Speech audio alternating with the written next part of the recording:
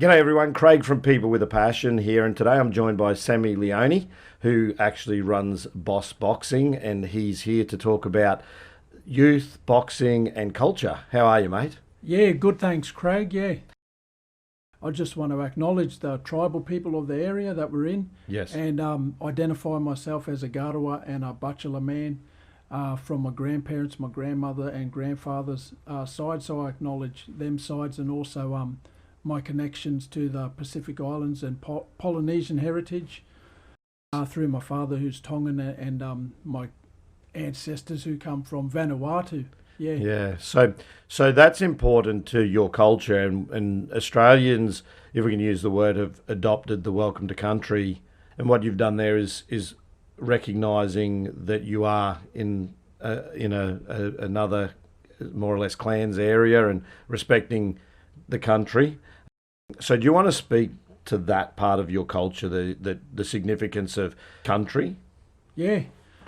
So if we put it this way, the reason why I do that is there's a welcome to country and then there's an acknowledgement.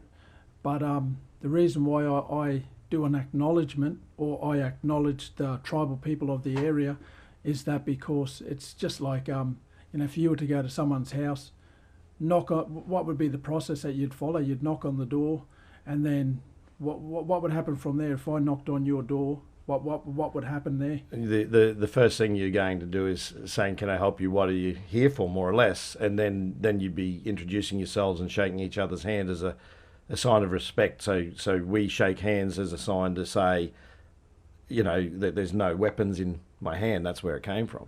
Yeah, so that's basically like so. That process is a cultural process, but it's a respectful process as well.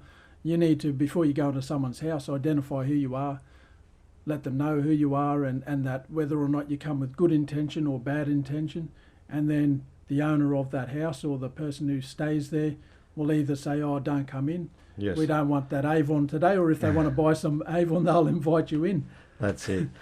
So interestingly, the term country, when it's used in welcome to country or acknowledging country, is it different to what we perceive as our country as well? Because we look at Australia as country, but culturally, country was your area that your clan or mob more or less. It's like a boundary, which when you stepped into that area, you'd be greeted and ask either to pass through or actually be welcomed. Yeah. So the connection to country's your it's like it's your place where your ancestry comes from. So well, if your family is born to a particular area, you have a connection to that and that geographical, like place. So it could be that Yes. that piece of land or whatever, and culturally, the way that I see it, and this is only my view. Other people might have different views, Hmm. and that's fine. But we're born or we have an authority over a particular place of land, and it's like a law of the land. Yes. So if you come from that particular area, you have an authority to be there. It's like if you have a permit that says this is okay, this is Craig's house, Mm. and you've signed, you purchased this house, and this is your place. You have an authority over your place that you have a connection to, which is your house. Yes. And culturally, if you're born into an area, and you have tribal connections to that, you also have a spiritual connection Mm. to the animals and the land and that area. So So culturally, it really comes down to respect. So respecting your connection with everything. yeah, basically, yeah. And once you learn more about who you are and that identity, it creates strength within you. So I'm on a journey at the moment where I'm learning more. Mm. I've got other family members that have been on that journey a long time before me, but sport stopped me from pursuing that, and now Hmm. I'm sort of just trying to So catch up a bit. So you and I have connected through a friend, and he has a lot to say about you and the work that you're doing in the community. And he said that you've been boxing, you've done amateur boxing, and you've had a couple of pro fights here in Australia, and you've actually won a state title. Do you want to talk a little bit about your boxing, and then we'll go into your youth work and the importance of culture? Yeah, that's fine. Um, with my amateur boxing, I had close to about 90 odd fights as an amateur. Um, got some titles. The aim was to go to the Olympics and stuff like that, but I didn't get that chance. Were With you that. close? Would you say Oh, you're close? I was in a development squad Okay. at the Australian Institute of Sport down in Canberra, so I had to go at that, Mm. but didn't. I had some mates that went through, but I Yeah. didn't quite make the cut with that. That would have taught you a lot, though, that experience of being involved in an AIS program. Yeah, it was. There was a lot of learning out of that. I learned a lot about myself, and also it opened or broadened my perspective of boxing, especially as an amateur, and the doors opened up from there. So I was able to learn a little bit more and then get some more experience by getting around and going to other gyms and finding out a little bit more about it, and I progressed from there. Yeah. Who were some of the coaches that were working with you down there? Do you recall? So we worked under the program of Bodo Andreas. So he was German, and he came over. He trained like maybe South Africa or some of those other countries, and then he came over. He was the national, like the head coach for the Australian boxing squad, Yeah.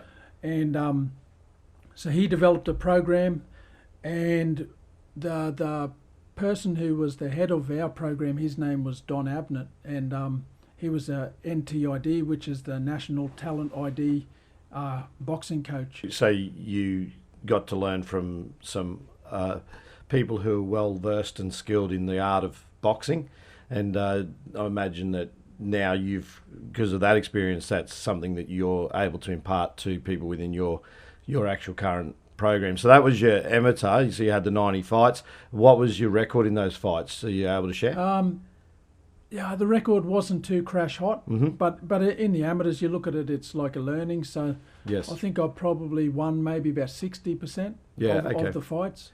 Yeah, so it's better than losing a lot, a lot Yeah. more. But what does that teach you when you say? Because that's obviously an approach of you understand you're in a process. So what does that teach you every time you have a fight? What are you looking at when you lose a fight? What sort of things are you getting from it?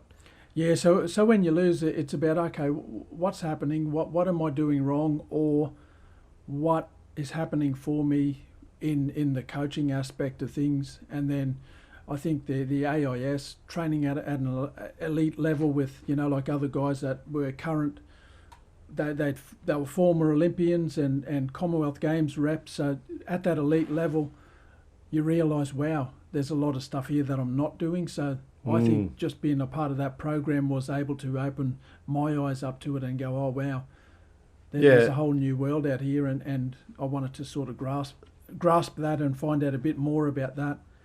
I think it's like anything, there's mastery at every level, and people go into things not realizing how much is actually involved. And I know with sports that I've had experience with, is once you go down that rabbit hole, you come to realize there's so much to learn, which keeps you interested. So you're constantly learning it, and that's the opportunity of sport, which we'll come to later, and why that's invaluable, for young people to actually embrace some sort of activity or sport.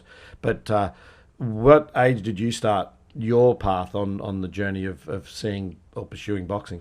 Yeah, I started late, so I was 20 when I started, and I boxed for maybe about 12 to 15 years, something like that. Yeah. Yes. As far as your youth goes, what was Sammy Leone doing when he was younger? What sort of things were you getting up to? So some of the things I was doing, how young are we talking? Well, Like, how young do you feel is relevant in the sense of what ages do you feel you were moulded into the man you are today, perhaps? Yeah. What influence was there? And Okay, yeah. good and bad. Yeah.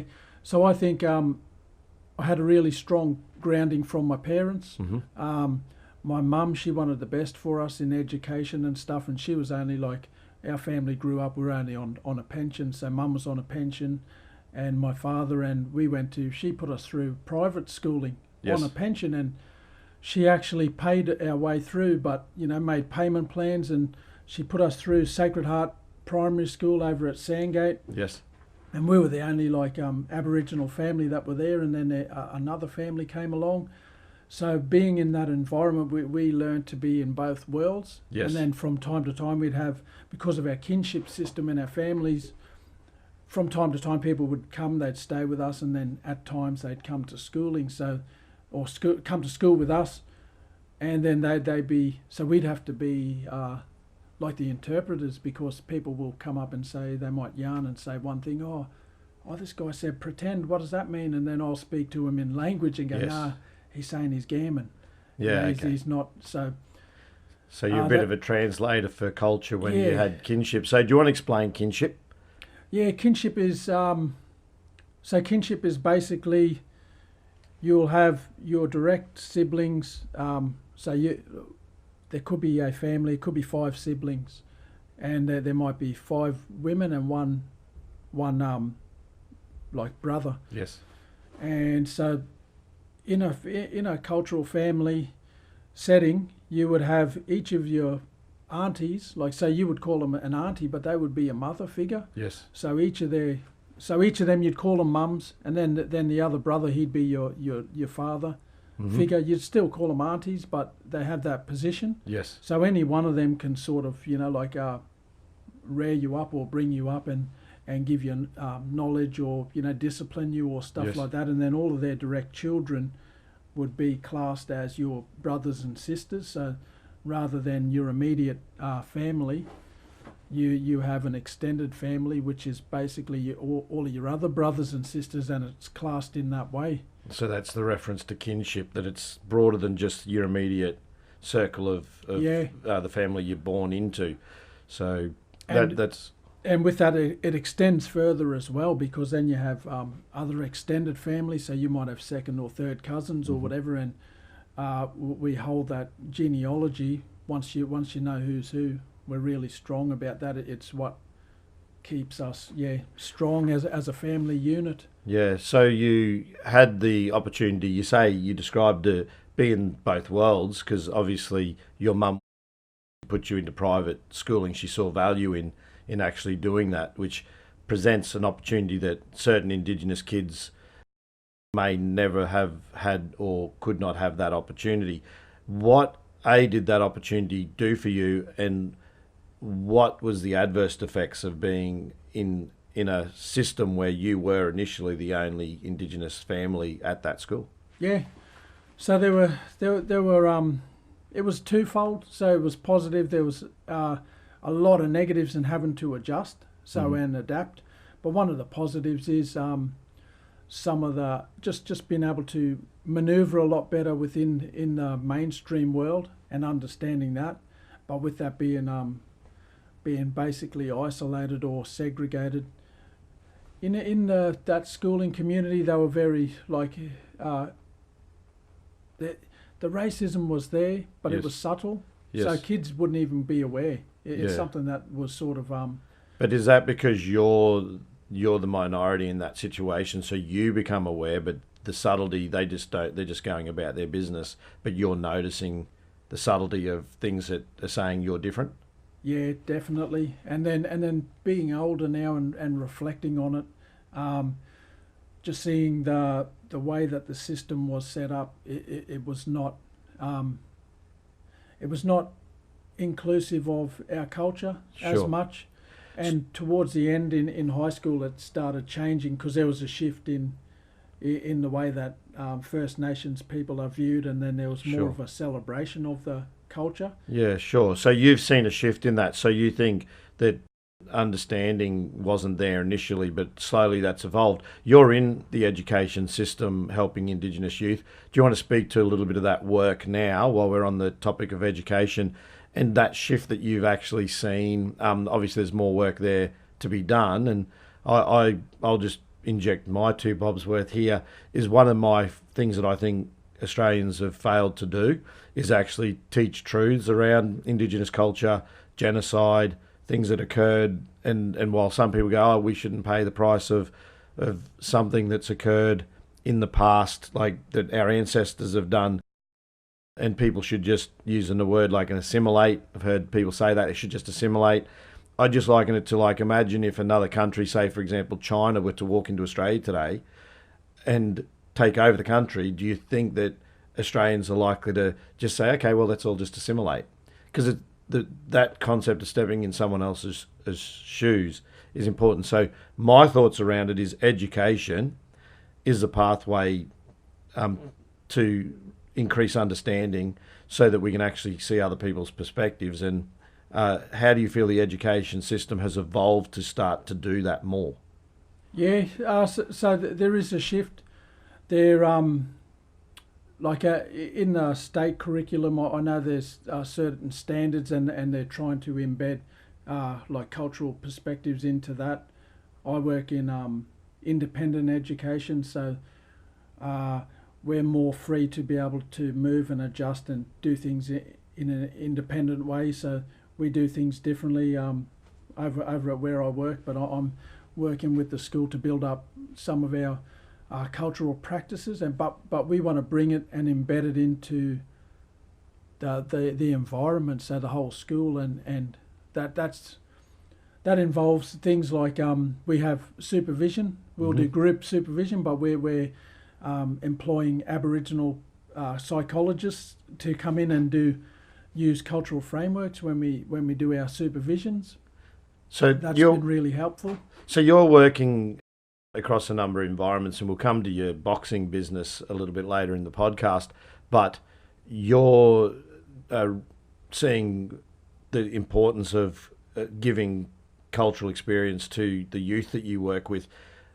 As a person that sort of went through a school system that was private and predominantly Anglo-Saxon, if I can use that to describe it, how do you feel the connection to culture helps Indigenous kids learn and understand the world that they're growing up in?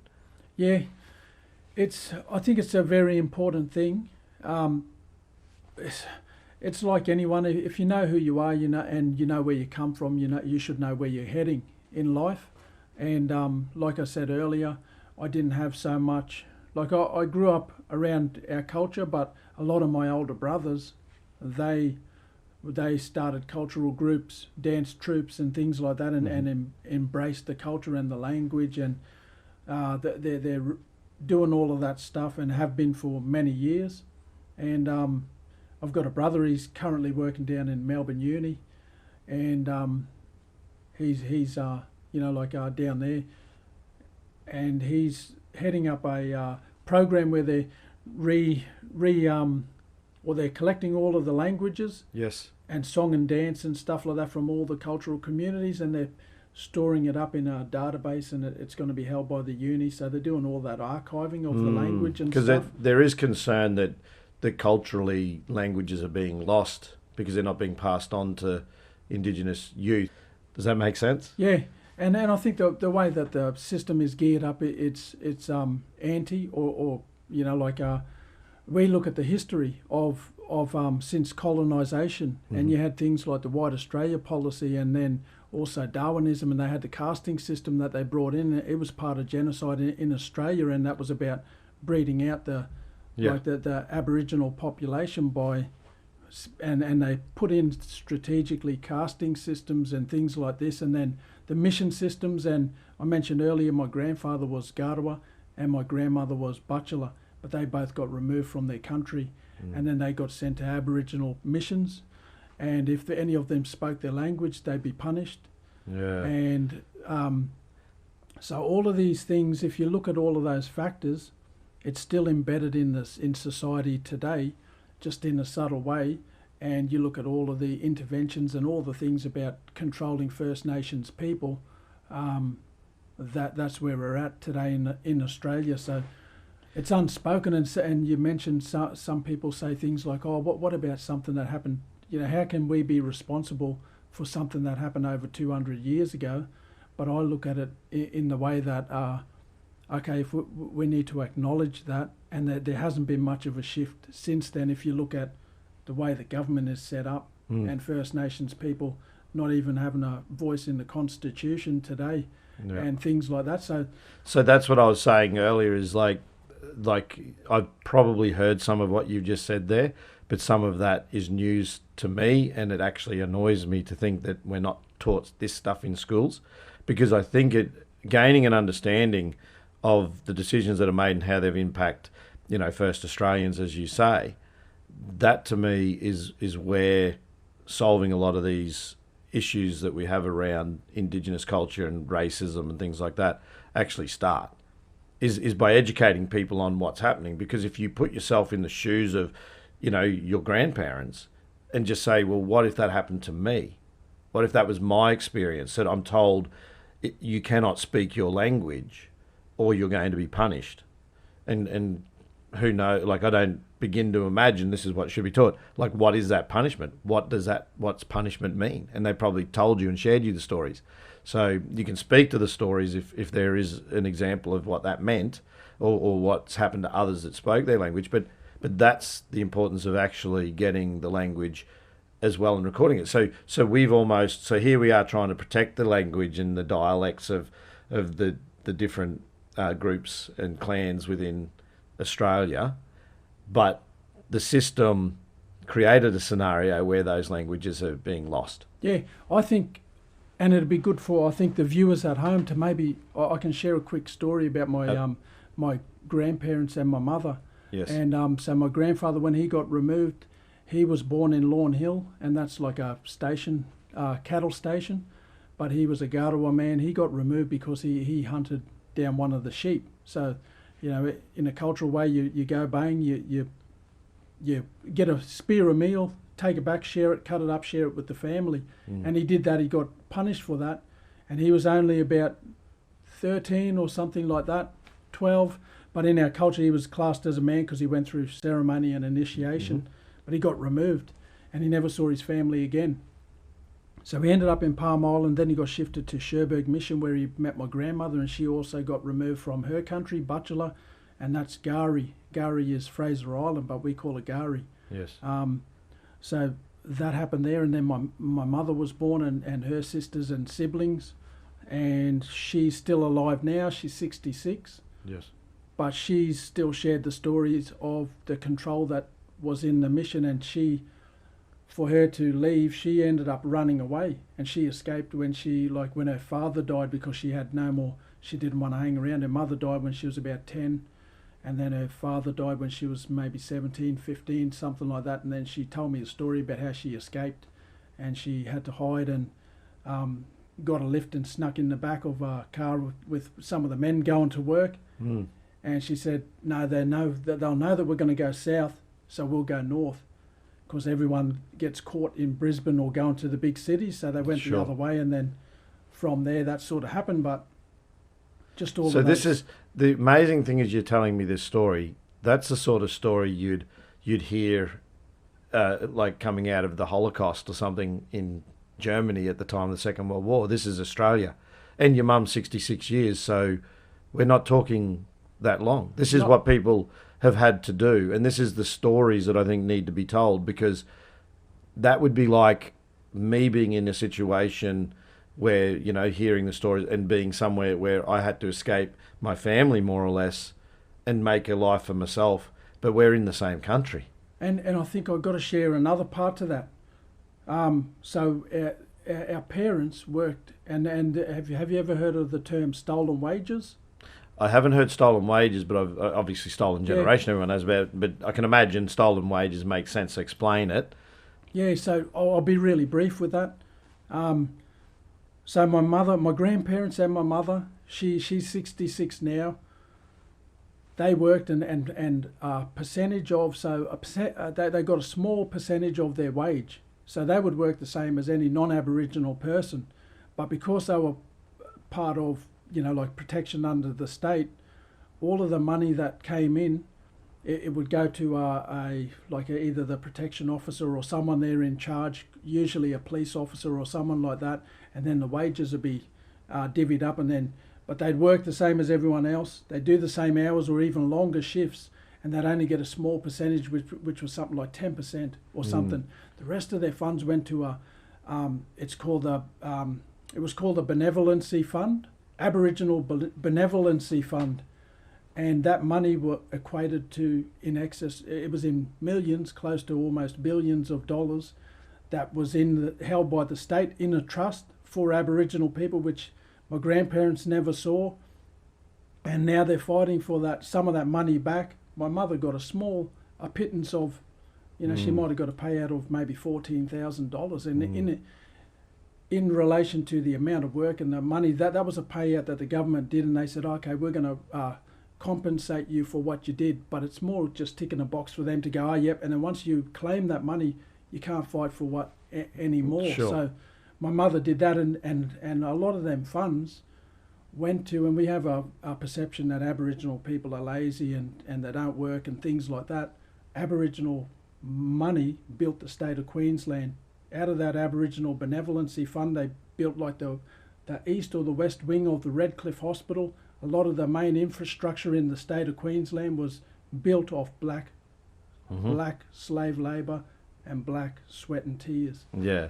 So that's a story I haven't heard, and I'm sure, you're telling the story, and I'm always about getting two sides of the story because there's always two sides of the story. So that's stuff that needs to be investigated, and obviously it exists or existed.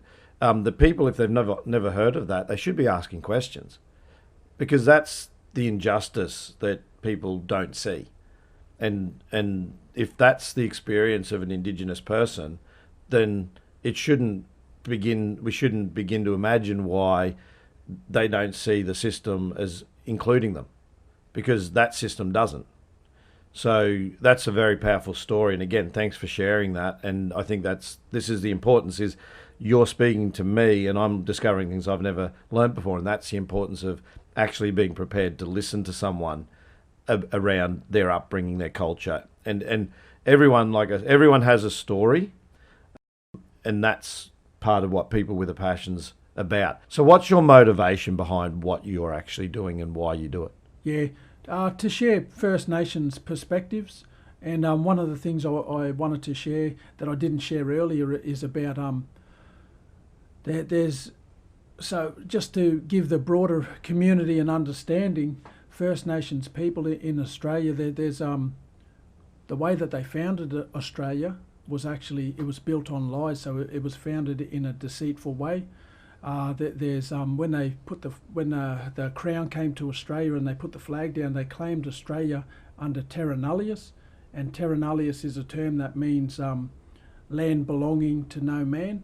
So when they surveyed the shores, they said, oh look, there's no one here. When they actually colonised, they classed First Nations people under flora and fauna, which means that they were under the animals and plants, and they were under an act there. So that they were subhuman, viewed by the monarchy or the Crown. Yes. And so there's. So had that have happened in any other nation, you talk about treaty. So do you want to explain? Yeah. So there's three ways when they colonised. There was three ways at the time that the Crown could take over land. So the first way was through force or through war. So they would meet with the leaders, they would organise a battle, and they would take it by conquest. So even if they didn't meet with the elected, whoever the people are of that area, but they would take it via conquest through battle. I'll tell you the second way is if the land is unoccupied, so it's an empty land, and that's how they got it. There was another way, which I've just got a mind blank. Yeah, is the third way via agreement. Via treaty. Yeah, treaty. So they're the three ways. So when they colonised Australia, they said that this was land belonging to no man, and it was a false way. We Aboriginal and Torres Strait Islander people, I'll speak specifically for First Nations people, we're sovereign people. And so that would be like you say, three ways. So war. It would be via agreement, which is treaty. Yep.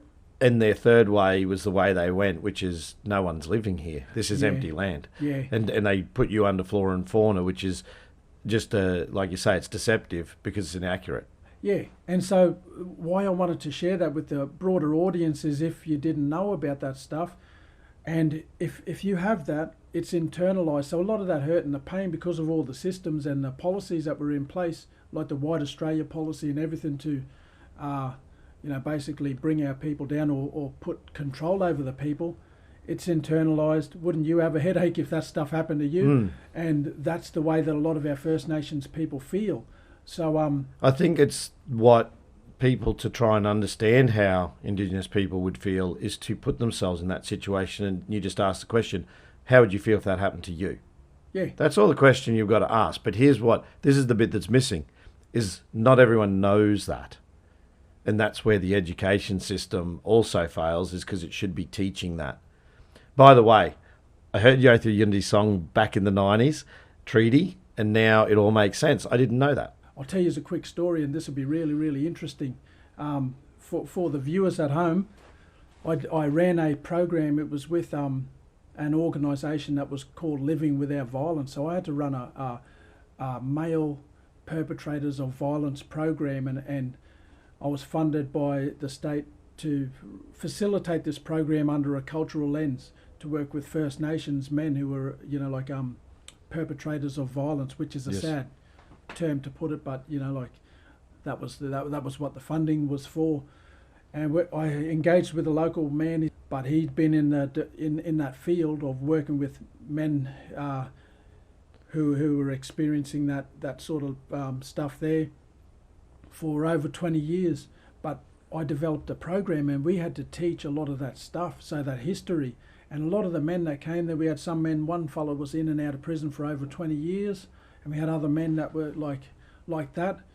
And a lot of them never knew, but they had a pain and a hurt, and it was internalized, so that pain was inside. They didn't understand why. But when we did the stuff where I actually did a timeline of from colonization, and we talked about, what do you think it was before? Pre-colonization, then colonization, what do you think happened?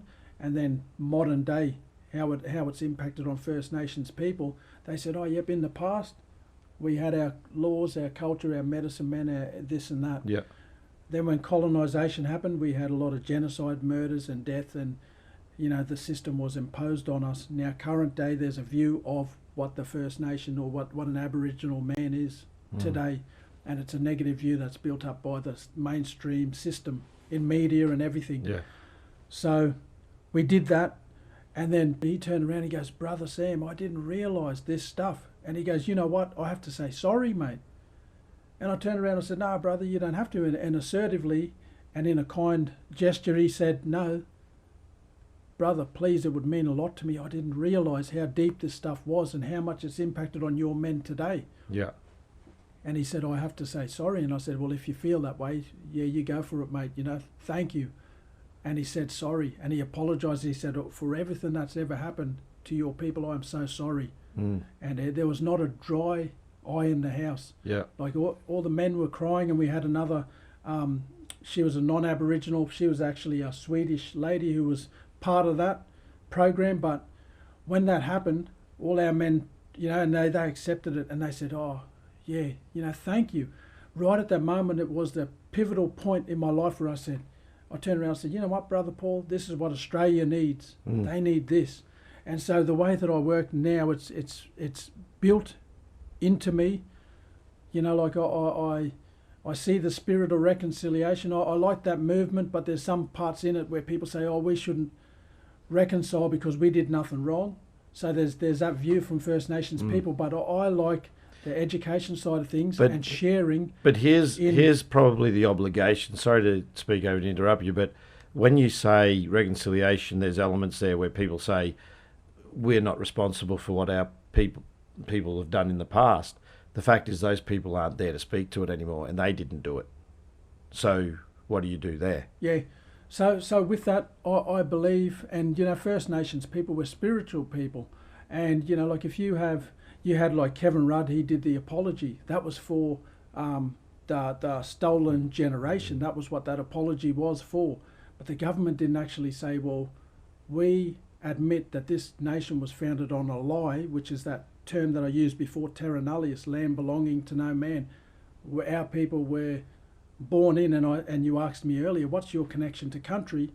It shows that I have an authority over that place because I have a connection to that piece of dirt and them landmarks that say, I am Garawa, I am Bachelor, and that's my country. And when they came in and they said, nah, there was no one here, that's a lie. Yeah. So the one thing I'd like to say to that is the thing that is said on the the white Australian side of the argument is if we say sorry and there's an admission that all these indigenous people are going to want money and all these compensations because that's illegal. That's how our legal system actually operates and works. Yep. And that's always been the fear. That's what we believe, and that's the fear around it. But what you're more or less saying is no, it's not that. It's actually about healing, and it's actually about an internal and spiritual thing that we need to know that we are recognised as the First Nation of people, the people who, even though they're not here to speak to it and say sorry, that those that are here need to start recognising what happened and say sorry. And it's not saying sorry for the injustice, as that man did that you were working with. He said, no, I have to say sorry because he recognised that he didn't know that stuff. So that knowledge has turned him around to a point where he says, you know what, I think I have to. And more people might take that approach if they come to understand the perspective of an Indigenous man or woman who have that history and it's not being shared. Even that within itself, it's stolen. The stories are stolen because unless we take time to listen to the stories, we're not telling them amongst ourselves. Your teen years, you said you were doing what a lot of people do, is you were making some good choices and some bad choices. So your teen years, probably you're feeling might not have been on the straight and narrow at all times. Is that an accurate assessment? Yeah. That you're getting into mischief, Yep. which a lot of young people do, Indigenous or not. It's how you challenge the world. It's the teen years, let's face it. But then you've arrived at boxing, you said late, at around age 20. So what was the turning point? What got you into boxing? The turning point was, so you said I look young. I'm actually a grandfather too, so I was a young parent.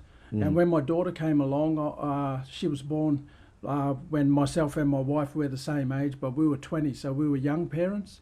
And when she come along, I said, no, there needs to be some changes here in my life. So boxing gave me an avenue to do that. Okay, so you saw your life changed because you became a family man and there was someone more important in your life now than you. So you recognised the responsibility that goes with having a child. So how was that a shock to you and the system, recognising now you have responsibility for another life? Yeah, definitely. But I had to make shifts, and I did it the best way I could. Yes. But just being exposed to boxing, it gave me another. You had different social networks and different people that spoke about different things. So when I was in that troubled time in my life, you'd only hear the same stories. Oh, Sure. Who's doing this? Who's doing what? But then when my daughter came along, that all had to change, and I made that choice.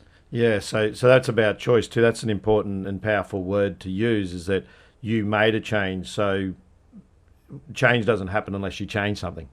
Yeah. And you recognise that.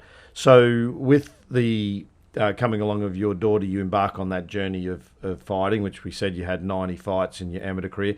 You've had a couple of professional fights. Do you want to speak to your experience and the difference between amateur and professional? Yeah. Amateur, look, I love the amateur game. I still hold it highly. And for me, the pinnacle is amateur boxing, like reaching an international level in that sport. So I always hold amateur boxing high, which is why I put time and effort into my young people that I'm trying to train up now. So you actually run a gym now, so called Boss Boxing. How important understanding that social network that you needed when you came to boxing? You realised that the circle of friends that you had growing up as a teenager and then having a child and making that change, all of a sudden the whole conversations were changing and the whole perspective of the world changes as you changed your group. So do you see that translating into what you're doing with your gym, having these kids come in from that same sort of environment where they're getting certain conversations to an environment where now they're getting some more positive conversation. Yeah, definitely. And it's part of our strategy and our structure within the way that we frame our program. So we run it, we get community people involved. We'll also get other external agencies involved. On Mondays to our community warrior class, we have one of the local agencies, Relationships Australia. They'll have a cultural worker that'll come out and be around. So there's referral pathways to people who want to do, who need support, who we identify along the way. So it's there, but we also don't want to just, we focus on our First Nations people and our community. We want to share that culture with others. So we don't just focus specifically on ours, but we use our frameworks when we share our culture with everyone else. So by having it open to others, it's allowing that interchange and exchange of ideas and conversations among Indigenous culture as well as Australians, white Australians or whoever else may be coming. It's not just Australians. Yeah. So it's people who have moved here from other countries. It's like it should be, more or less, is it's open and everything's shared.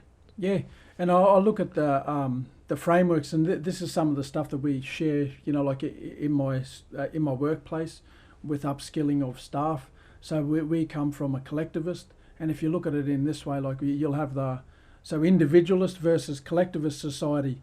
Individualist, you can look at it like a pyramid like that, so a triangle or a pyramid, and it'll filter from a couple at the top that make the decisions and filter it down. Whereas you flip it upside down, and this is the framework that we work off, and we try to introduce into the Boss Boxing, where it's a communal, and the collective, and that'll be all of our community that'll make decisions, and we filter it down. It's sort of like a democracy, the way it should be functioning. The way it should be functioning, exactly. So you probably talk yourself down a little bit because you actually have done some pro fights, and you go, I really didn't do that much. But you did get a state title, so that's not everyone's going to have one of those sitting somewhere in their house. So what was that experience for you, the pro, which I did ask earlier? What's the difference you see between pro fights and amateur? Where's the level up occur? Okay, so the level up is in I don't even know. Sometimes I think it's a level down. I just like in the amateurs, if you're the Australian champion or the world champion, there's still politics involved. But you've got to claw your way through, and you've got to win all of them fights to make it all the way through. So there'll be preliminaries, and then you go through all very structured. Yeah, and so to win, you got to win. Yes. There's still the stuff of dodgy reffing and stuff like that, or decisions, dodgy decisions and stuff like that. But which happens in every sport, by the way. Yeah. So but you still got to win. You got to make your way through and then make it and win the final. But in the professional ranks, you can pick who you fight. And if you have a good management team behind you, your whole path can be, if you're someone that they believe in, and they want to put time and effort into you, your pathway can be mapped out for you. And I'm licensed to take on professional fighters if we wish, but at the moment we've only got a small cohort, maybe 5 that want to actually compete. Yes. And then we've got one where we've got him to the level, like the fitness and the strength level and the skill level to be able to compete. He's had one fight for 1 win, and now he's fighting this weekend in the Southeast Queensland title. So I'll give a shout out to John Lee, and good luck, mate, this weekend. Down the track, it would be good to see how, and even speak to some of your fighters after they've had a few more fights and see where Boss Boxing actually ends up in a year or two. So stay connected, and we'll do this all again sometime. And I appreciate your time and sharing your culture. And I just leave you with the last word. Is there anything that you would like to add, or that you would like to say to people who are Indigenous that you think would be of value to them if they're at a moment in their life where they're trying to make a decision around changing something because they're in a bad situation? What would your advice be to them? What should you think they should be doing? Yeah, I just want to say out there to any of our First Nations people out there, the system may class you or have a view of who you are, and how they view what they think that you should be. But I just put it to you to find out for yourself, meet with your elders, meet with your community, and understand that you're not the problem. This system is built up that's been oppressive, and it's time for our people to take control, and I look at self-determination. So it's with our gym, the Boss Boxing, that we teach self-determination, and we don't want to be like governed by the government or anyone else. We want to make our own decisions around who we are as people, and build up our own communities, and also share our culture with others. So if that can inspire you to chase and find out who you are and what you're about, then I'm all for that. Contact me if you need to speak about that. If I can help in any way, I will. Yeah. Awesome. Thanks for your time, Sammy Leone. I really do appreciate you giving your time to share these valuable stories to everyone who happens to check out People with a Passion. Make sure if you've enjoyed this interview that you subscribe and give it a thumbs up. And if you've got anything you'd like to say, make sure you put a comment in the comments below. We'll also put up your information in the description so people can connect with you. Thanks, mate. Appreciate it. Catch you later. Thanks for taking time to watch this video. If you enjoyed what you saw, please give it a thumbs up. If you haven't yet subscribed, make sure you smash that subscribe button, and also hit the bell button to get notified when new interviews are uploaded. Once again, thanks for joining us, and hopefully we'll see you again sometime. Catch you later.